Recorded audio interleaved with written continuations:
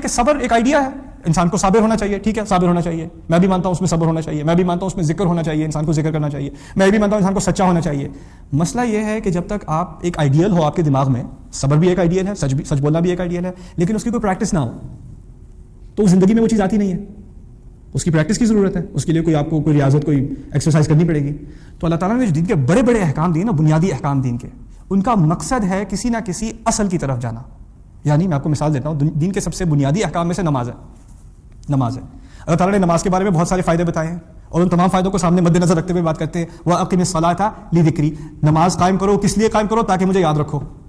اللہ تعالیٰ کو یاد کرنا ایک اصل ہے، یعنی قرآن کے بنیادی مقاصد میں سے اللہ تعالیٰ کو انسان یاد رکھے، اور اب یاد کیسے رکھے؟ اس کے لیے کیا دے دیا؟